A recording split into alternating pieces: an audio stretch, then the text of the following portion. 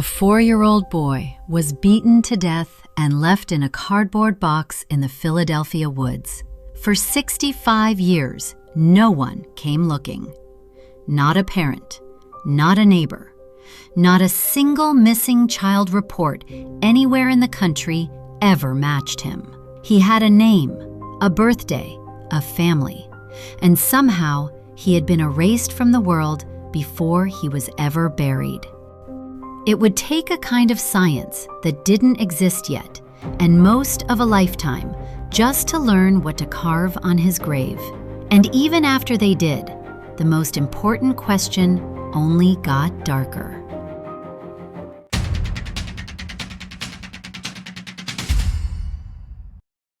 February 25th, 1957.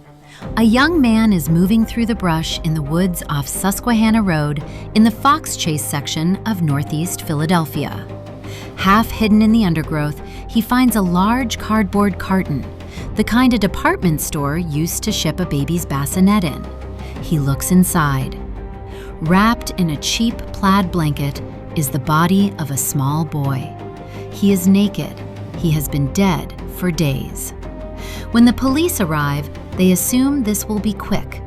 A child this young can't simply go missing. Somewhere there has to be a frantic mother, a phone call, a report. All they have to do is match him to it. They were wrong about that. They would turn out to be wrong about almost everything that came next. On the examiner's table, the details only deepen. The boy is somewhere around 4 years old, but he weighs barely 30 pounds. He is malnourished. There are bruises across his face and head, and the cause of death is blunt force trauma. But it is the small things that stop the detectives cold. His hair has been cut very recently, crudely, in clumps, and some of those clippings are stuck to his body, as if someone had cut it after he was already dead. His fingernails are trimmed. He has been bathed. There are old surgical scars on his ankle, his groin, his chin. This child had been seen by doctors. Someone had kept him clean, kept him alive long enough to leave a medical history somewhere in the world. The plaid blanket is traced. The box is traced to a bassinet sold at a store just outside the city. Every thread is followed. Every lead runs into a wall. Not one hospital, not one clinic, not one doctor in Philadelphia recognized him. A child who had clearly been cared for by someone had arrived in those woods as though he had come from nowhere. So Philadelphia did something it had never done for a stranger.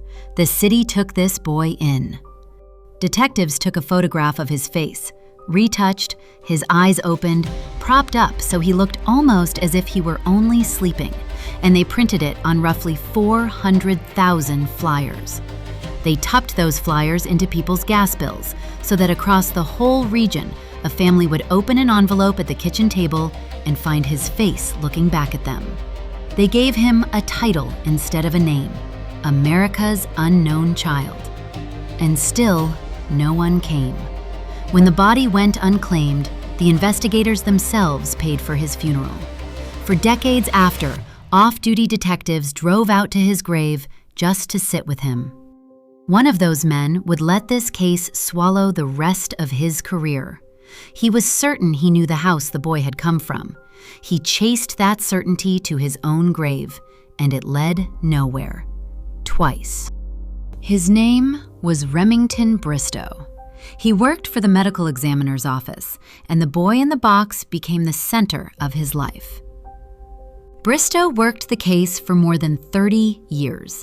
He was so desperate for a thread that he drove to a psychic in New Jersey who told him to look for a house with a certain look to it. And then Bristow found a foster home, not far from where the body was dumped, and the details seemed to line up in a way that was very hard to ignore. The home had taken in foster children. At an estate sale there, he found a bassinet, the same model that came in the box the boy was found in. He found blankets that looked like the one wrapped around the body. To Bristow, that was not coincidence. That was the answer. He believed to the end that the child had belonged to that household and been killed there. He was sure he was one step away. He died in 1993, still certain and without ever proving a single thing. 5 years after Bristow died, in 1998, a Philadelphia detective and a group of volunteer cold case investigators, a society called Vidocq, pulled the file back open. They went straight at Bristow's theory. They tracked down the people connected to that foster home. They interviewed them. They followed the lead all the way to the end. And it gave them nothing they could use. No confession, no physical evidence, no charge. The single most promising lead in the entire case, the one that had consumed a man for 30 years, simply came apart in their hands. Around the same time, a forensic artist named Frank Bender sculpted a bust of the boy, trying to give the public a face that looked alive. Bender had a theory of his own. He suggested the child might have been raised as a girl, which he thought could explain why no little boy was ever reported missing. It was only a guess, but it pointed at something real, something colder than any single suspect. Whoever did this had worked deliberately to make sure this child left no trace at all. Then, in February of 2002, a woman came forward with a story that, if it were true, explained everything. She said her mother had bought a little boy, that the child had been kept in their basement, abused for months, and finally beaten to death, and that she herself, as a girl, had helped her mother carry his body out to the woods and leave it in a box. She even gave him a name. She said they had called him Jonathan. For a moment, after 45 years, it looked like the case was finally closed. But investigators could not confirm a single piece of it, not one detail they could stand up in a courtroom. There were serious questions about the woman's own history and reliability. The story that fit too perfectly was a story they could not prove. And so the boy in the box went cold again, this time for 20 more years.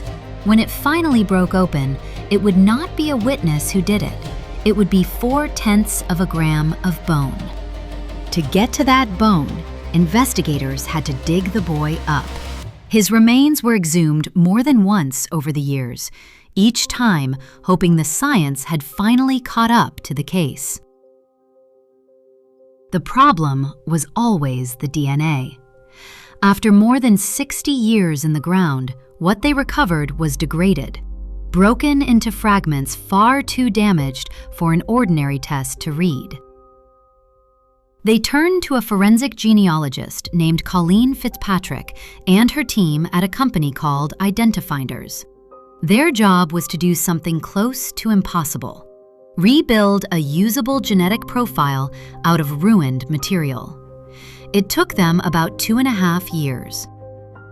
And once they had that profile, they didn't run it against a list of suspects. They uploaded it to a public ancestry database and waited for the boy's own family to answer for him.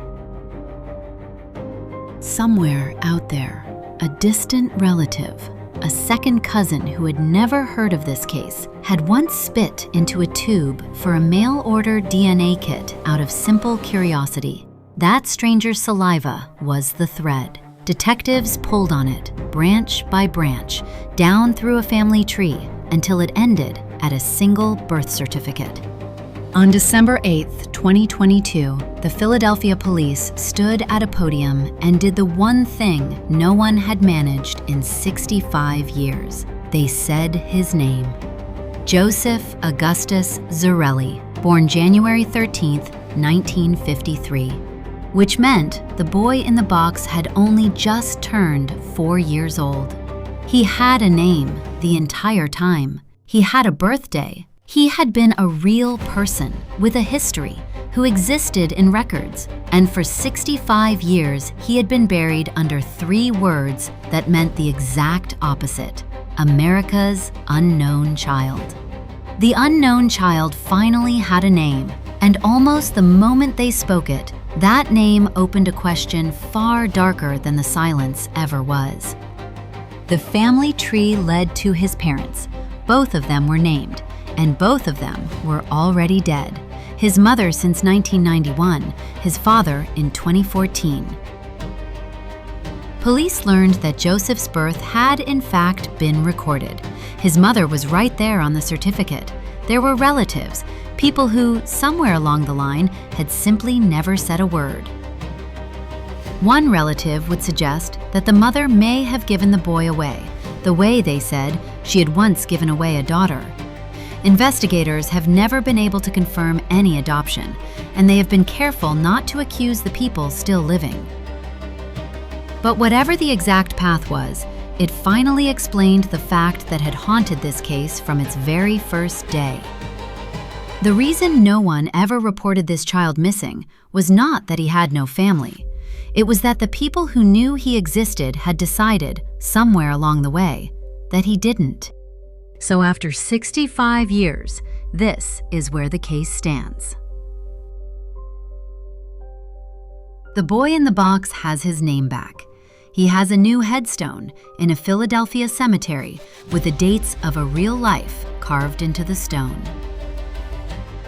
And no one has been arrested. No one has been charged. The police have said only that they have their suspicions about who is responsible, and that the person may already be dead. Maybe. His parents are gone now, beyond the reach of any courtroom, but somewhere out there could still be the last living person who knows exactly how a starving 4-year-old ended up beaten in a blanket, in a box, in the woods. Joseph Zarelli waited 65 years for someone to say his name. He is still waiting for someone to answer for it.